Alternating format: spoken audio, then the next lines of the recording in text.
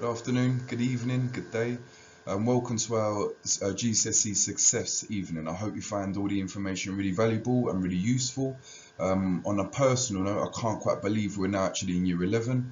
It's gone very, very fast since we've been in year 7, and now we find ourselves in year 11 in the most important year of our life. It's really good to see how focused all of our young guys are looking at the moment. Obviously, our pre-mock exams are coming up next week, and we've got our full mock exams coming up just in the middle of November, so the 15th of November. So we've got some real important dates coming up. So I just wanted to speak to you guys today just about everything as to what we're doing in school, the importance of attendance, and also the correlation between a good pride score and also how that can help with attainment, the final outcome in their GCSEs. So I hope you find this informative.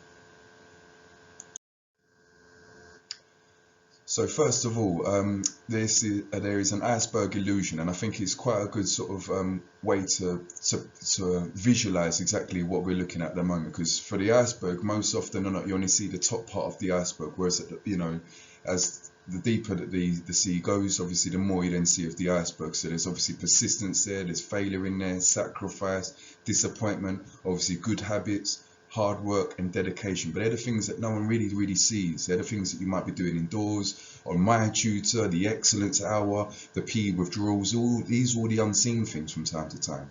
And then the success, here's your exams, that's what people generally see. They don't often see the process. And as I always say in our assemblies, trust the process and don't worry about the outcome, because the process is coming into school every day, having a great attitude, doing as best as you can in your lessons, and then that outcome will soon look after itself.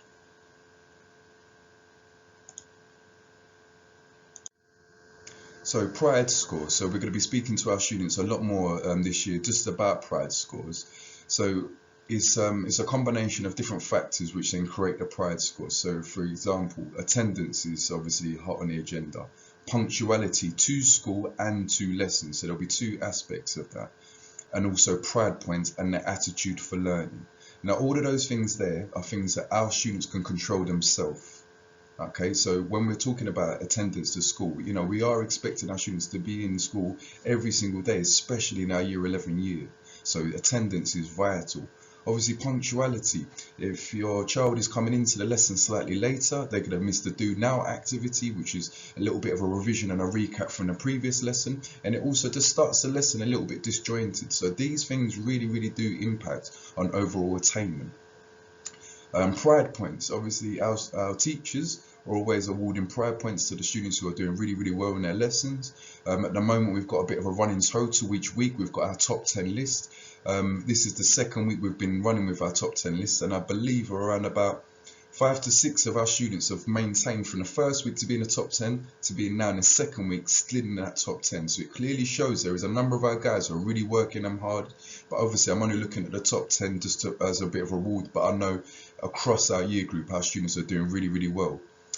And attitude for learning. So you'll be aware about attitude for learning. We've seen it on our school reports in the past. So obviously we're aiming for a double plus or a plus for each of their lessons. So a double plus means that they're doing excellent, they're answering loads of questions, they're contributing and engaging in all of their lessons. So that is looking really well.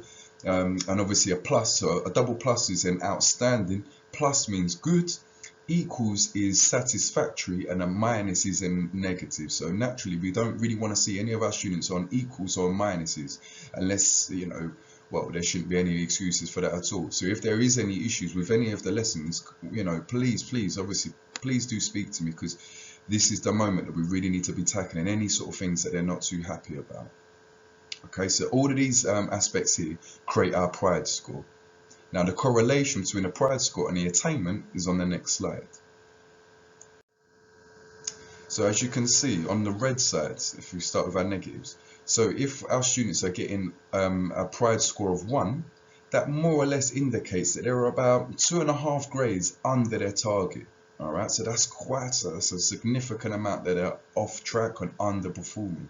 Whereas if you look at the top of the scale, someone who's got a 9, so that's obviously good attendance, good punctuality, good pride points, that is showing that they're almost near, well, a grade above their target. And that's just by coming into school every day, coming on time every day, going into on time to their lessons and trying to get as many pride points. You're only going to get the pride points by contributing into the lessons, engaging in the lesson, and that will also look after their attitude for learning score. So you can see there's a direct relationship between a pride and obviously our progress and our attainment. So this is why it's really, really crucial that our students are doing the best they can to have the best pride score that they can achieve.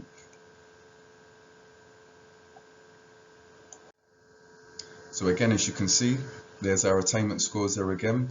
So again, the higher their pride score, the better their attainment. The lower their pride score, the worse the attainment is. And again, it's not about we want you to be getting 100% in your assessments. It's more about the things that our students, our children can control. And that's attending every day, being punctual, making sure that they're contributing their lessons, and then that will then look after their attitude for learning score as well. So time management, okay, so obviously this year our students are having a lot of homework being set, and obviously there is an expectation of revision also to be taking place. Now typically our students have got about 300 topics that they need to be revising from. Now ideally we want to be setting aside 200 hours over the course of the year, which roughly works out to be on average 1 to 2 hours per day for 3 to 6 months. Now obviously, as I was saying to our students in our assembly just gone, we've obviously got October half term, Christmas, February half term, Easter, and then May half term. So we've only got 5 half terms to go, and now we're almost through into October already. So we've only got 4 left. So our year is going to get shorter and shorter and quicker, very, very, very quickly. So it's really, really important that our students stay on top of all their revision. It's been fantastic to see the Excellence Hour that's been taking place. I understand that all of our students will all be invited for the Excellence Hour over the next week. So again, that gives them another opportunity to have a quiet space, touch base with a few of their teachers about anything they might not be too sure about. Obviously get a bit of a head start in their homework if they're not designated to an actual provision. Because what will happen is all of our Year 11s will all be staying 1 hour after school. Some students will be targeted and will have interventions with English, Maths and Science as well as their GCSE options. And for those who may not be selected straight away, they will still be expected to stay in school to do some independent revision, or as I say, maybe speaking to a few members of staff, sending some emails to asking how they can tackle this next part of their homework or this particular task in their classwork. Okay, so it's a big year, it's a really important year, but I know it's going to be an unbelievably successful year. And obviously stress management. So I've been very careful in my wording, and I don't like to call it exam stress or exam pressure. I've been calling it, we are now entering the exam season. Okay, so a lot of the time a number of our students will start to feel stressed, feel anxious, and it's really, really important that they then start to think about all the things that they can do to reduce that stress level. So number one, making sure that they can speak with their friends, their family, their teachers about their issues and their worries, because we've all been through it and we can all help them in that situation. The second thing as well is not to be too overwhelmed with everything. Have a clear plan, set a timetable. There's an unbelievable app that you can download on a smartphone called Adapt. And that is a revision timetable that our students can download onto their phone, and it will tell you Monday, English, these are the topics we can revise for. Tuesday, Maths, these are the topics we can revise for. So it's a really, really good way of organising our students and allowing them an understanding of what they need to be focused on in each afternoon. But the most important thing is to always put things into perspective. Okay, if they are really, really that anxious and really that stressed, please get your child to come and have a conversation, because this is a very important year. We've known each other now all the way throughout the years. So if there's any moment that your child is not feeling that they're happy, they're comfortable, please speak to me so we can start putting things in place.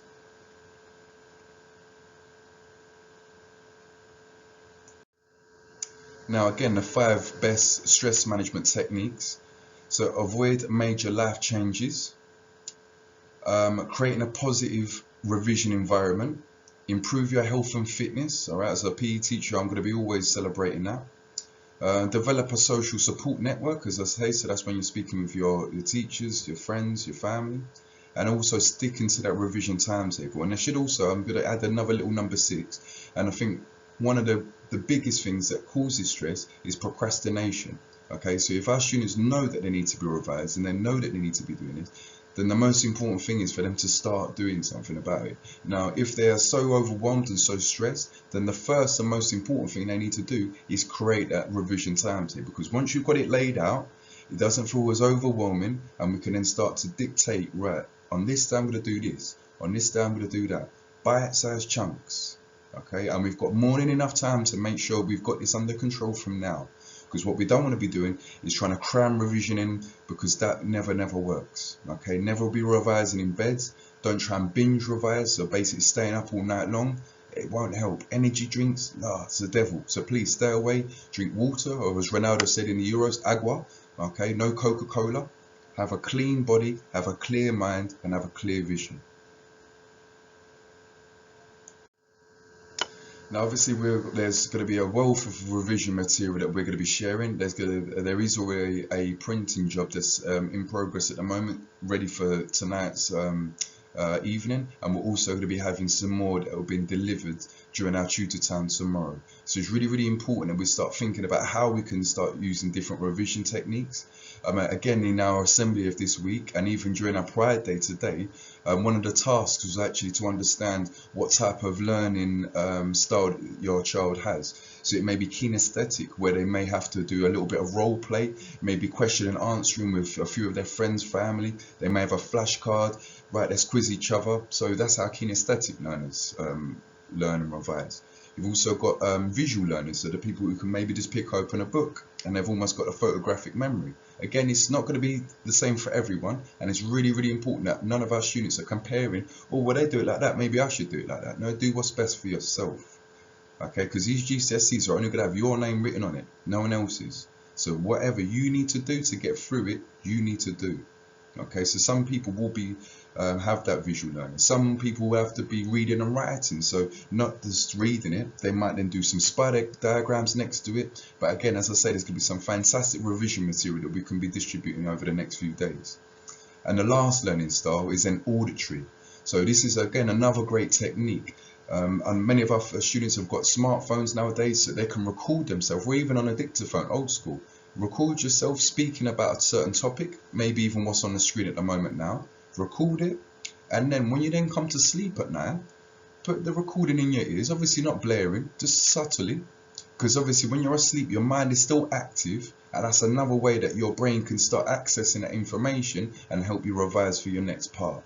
Okay, so these are all different techniques and ideas obviously your child, our students can practice and experience over the next few weeks, just so we know exactly, right, this works for me, this is great for me, this is how I'm going to then revise for my GCSEs. So small goals are like stepping stones, and I was about to say they are achievable. Okay, there's no need to go for a big jump. All right, as the bigger the jump is, the harder it is to then actually jump ahead for it. So go for the small bite-sized pieces, and once we get the confidence, then we can then look to go a little bit further. But at the moment, let's start small and work our way big. Okay, we've got the time, but we have to start it right now.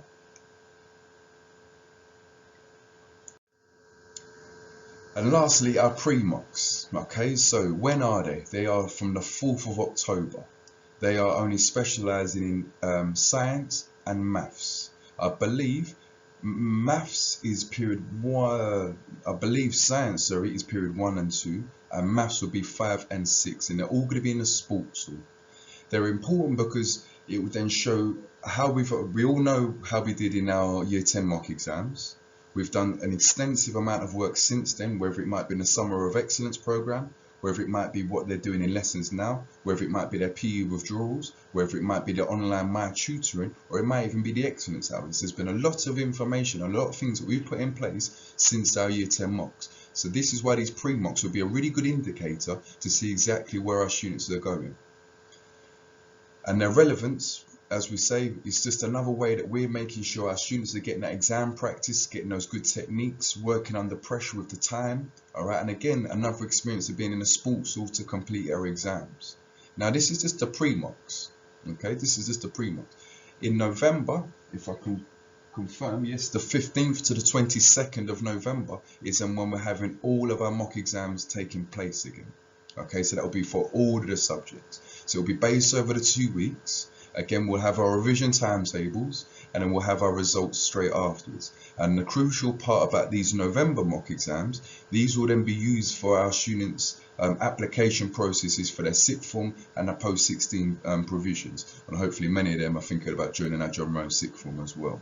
All right. So I hope you find the information from all our heads of department useful. By all means, if there's anything we can do to clarify anything, we're around. You've got my email address. We can always share that out. But please, this is a really important moment for us all now, and we'll always work together. We always have done, we always will do, and it's a big, big moment. And I'm so proud of the start with them, mates. Come on, the Year 11s. Thank you for listening.